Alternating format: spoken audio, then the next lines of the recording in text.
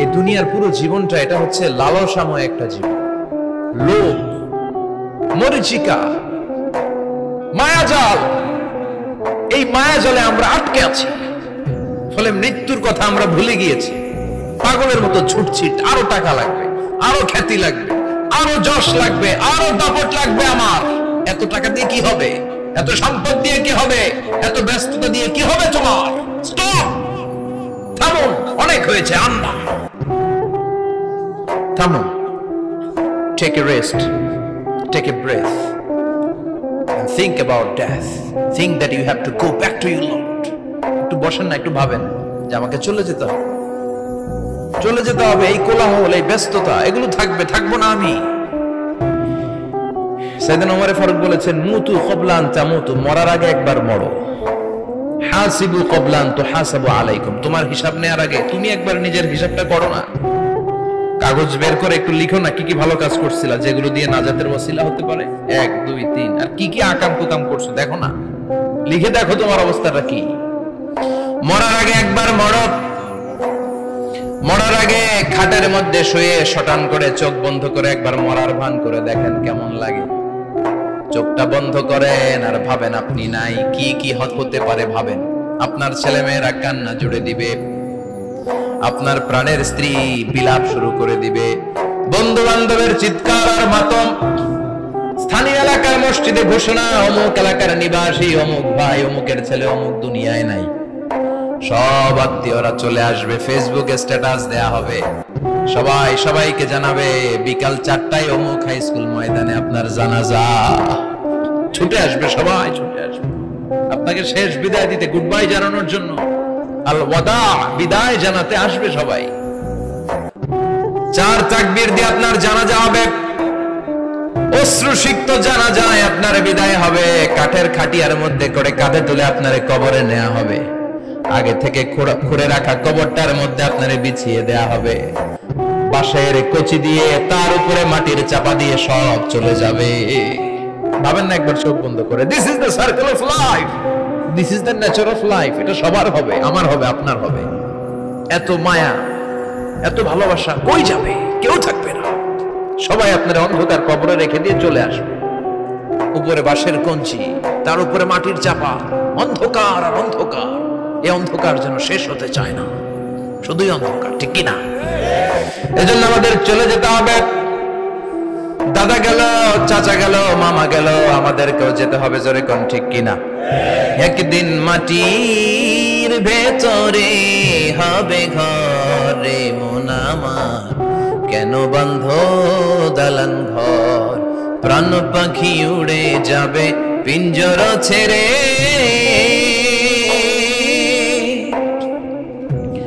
ধরা ধামে সবই রবে, তুমি যাবে চলে। বন্ধু বান্ধব যত, মাতা পিতা যারা সুত, সবই হবে তোমার পরে। মন আমার কেন বন্ধ দালান ঘর, একদিন মাটির ভেতরে হবে ঘরে। মন আমার কেন বন্ধ দালান ঘর, ঠিক কিনা? সব করে থাকবে, চলে যেতে হবে আমাদেরকে। এজন্য আখিরাতের কথা যেন আমাদের স্মরণ হয়। বিশ্বনবী বলতেন, নাহাইতুকুম আন জিয়ারাতিল কুবুর, আমি তোমাদেরকে কবর জিয়ারত করতে আগে নিষেধ করতাম, কিন্তু এখন নিষেধাজ্ঞা প্রত্যাহার করে নিলাম। এখন সব সময় তোমরা কবরের সামনে যাবা আর জিয়ারত করবা। কবরস্থানে জানতো বড়ুয়া কৃষ্ণপুরের এই গ্রামের কবরস্থান আছে কোন দিকে? পূর্ব দিকে আছে, গোখরার জলের ওদিকে। যান আপনারা, একটু যাবেন, একটু গেলে আখিরাতের কথাটা স্মরণ হবে। ওখানে ছোট শিশুরা শুয়ে আছে, কিশোর যুবকরা আছে, আপনার মতো তাগড়া যুবক মুরব্বীরা আছে। এরা এই এলাকায় থাকতো, এরা আকাশ থেকে নেমে আসে না, এই এলাকার সন্তান আজ নাই। একটা সার্টেন পিরিয়ড শেষে আপনিও থাকবেন না। This is the nature of life, this is the circle of life. ছোট্ট শিশু হয়ে এসেছিলেন, শৈশব, কৈশোর, যৌবন, প্রৌঢ়ত্ব। আগে ছিলেন সিঙ্গেল, বিয়ে করে হয়ে গেলেন ডবল। এরপরে আল্লাহ আপনাকে একটা মেয়ে দিল, এরপরে মেয়েকে বিয়ে দিয়ে শ্বশুর হলেন, এরপরে ওই মেয়ের ঘরে সন্তান হতে নানা হলেন। আর কতদিন? অনেক দিন হলো তো, অনেক লম্বা সময় পেয়েছেন আপনি। থিংক অ্যাবাউট ডেথ, এবার যাওয়ার কথা ভাবেন, আখিরাতের সামানের কথা ভাবেন, ফিরে যেতে হবে। কি শক্তিশালী যুবক, বার্ধক্য চলে আসলে লাঠি ছাড়া চলতে পারে না।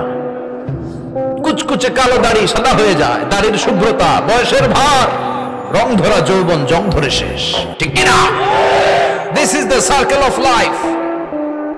যুবক ভাইরা, এটাই জীবন, চলে যেতে হবে, কেউ থাকতে পারবে না, ঠিক কিনা?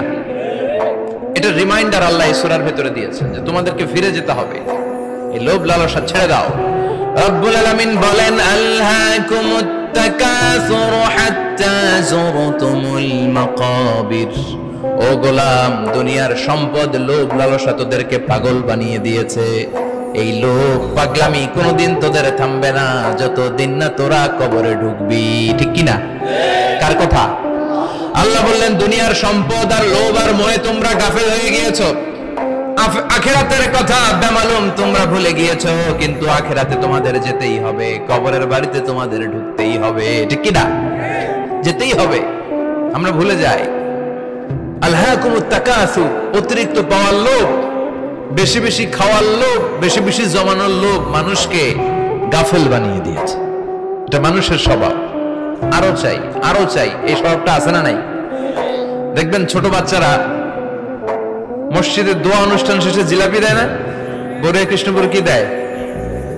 আগে বাতাসা দিত না, এখন কি দেয়? জিলাপি দেয়, মিষ্টি দেয়। তো মসজিদের 2-3 গেট থেকে যদি দেয়, ছোট বাচ্চারা দেখবেন এদিক দিয়ে কয়েকটা নিয়ে আবার ওই গেটে লাইন ধরে। ওর হাত হলো ছোট হাত, ওর হাত ভর্তি জিলাপি, আর নেওয়ার জায়গা না, এরপর আরেক জায়গায় লাইন ধরছে, আরো লাগবে আরো লাগবে, এই আরো আরো আরো চাই, এই স্বভাবটাই মানুষকে কুড়ে কুড়ে শেষ করে দিয়েছে। এত লাগবে কেন তোমার? চাহিদার কোনো শেষ নাই, unlimited demand of human being. যার আছে বেশি তার চাই বেশি, যার সাইকেল আছে তার হুন্ডা চাই, হুন্ডা আছে তো প্রাইভেট কার চাই, প্রাইভেট কার আছে তো প্লেন চাই, প্লেন আছে তো হেলিকপ্টার চাই, হেলিকপ্টার আছে তো ওইটা চাই, ওইটা আছে তো সেটা চাই, ঠিক কিনা? এলাকার মেম্বার যে হয়েছে চেয়ারম্যান হতে চায়, আছে না নাই? চেয়ারম্যান সাহেব এমপি হতে চায়, আছে না নাই? এমপি সাহেব মন্ত্রী হতে চায়, আছে না নাই? মন্ত্রী সাহেব প্রধানমন্ত্রী হতে চায়, আছে না নাই? কিন্তু এই দেশে সুযোগ নাই, কথা কন। এই দেশে প্রধানমন্ত্রী সিলেক্টেড, 2-3 জনের বাইরে কেউ প্রধানমন্ত্রী হতে পারবি না, ঠিক কিনা? আমার এই জীবনে তো আমি 2-3 জনই দেখলাম। বেগম খালেদা জিয়া, মাননীয় প্রধানমন্ত্রী শেখ হাসিনার ছোট্টবেলা দেখেছি এর সাথে, আমরা তখন ছোট। তো মানুষের চাহিদার কোনো শেষ নাই, যার আছে বেশি তার চাই বেশি। এজন্য বিষ্ণু বলেছেন, উনজুরু ইলা মান হুয়া আসফালা মিন, তোমার চেয়ে যে খারাপ আছে ওর দিকে তাকাও। ওয়ালা তানজুর মান হুয়া আ'লা মিন, তোমার চেয়ে যে ভালো আছে ওর দিকে তাকাও না, তোমার চেয়ে যে খারাপ অবস্থানে আছে ওর দিকে তাকাও। অনেকে নিজের অবস্থান নিয়ে সুখী না, এরকম আছে না নাই? আল্লাহ আমার এটা দিল না রে, ওইটা দিল না রে, পাইলাম না রে, কিচ্ছু হয় না, কি করব জীবন, হতাশ। আসলে আছে কিন্তু অনেক, কিন্তু শুকরিয়া নাই, টাকা, ঠিক কিনা? নিজের অবস্থান নিয়ে সুখী না, কিন্তু অনেক লোক আছে তারা আপনার অবস্থানে পৌঁছতে চায়। তাদের দিকে তাকিয়ে দেখেন, আপনি যে অবস্থানে আছেন এই অবস্থানে পৌঁছাটা অনেকের কাছে স্বপ্ন।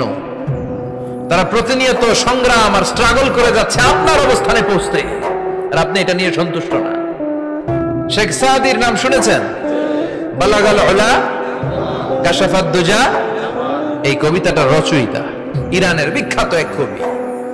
উনি একবার আর্থিক সমস্যার মধ্যে দিয়ে সময় কাটাচ্ছেন, টাকা নাই, পয়সা নাই, পায়ে দেওয়ার মতো জুতা নাই। উনি খুব দুঃখ পেলেন, হায় রে, আমি ইরানের এত বড় কবি, আমার পায়ে দেওয়ার মতো জুতা নাই। দুঃখ ভরা মন নিয়ে রাস্তায় হাঁটতে বেরোলেন। হাঁটতে হাঁটতে হঠাৎ দেখলেন একটা লোক শুয়ে শুয়ে কাঁদছে, ওই লোকটার 2টা পাই নাই, পাই নাই। উনি সেজদায় পড়ে গেলেন, আল্লাহর কাছে ক্ষমা চাইলেন, আল্লাহ অনেক দিয়েছো, শুকর আলহামদুলিল্লাহ। এজন্য যেই পরিস্থিতিতেই থাকি না কেন আমরা কি পড়ব? জোরে বলেন, কি পড়ব? এজন্য কানাতু মিনাল ইসলাম, অল্পে তুষ্ট থাকার নাম হলো ইসলাম। সম্পদ লাগবে কিন্তু সম্পদের পাহাড় লাগবে না, ঠিক কি না?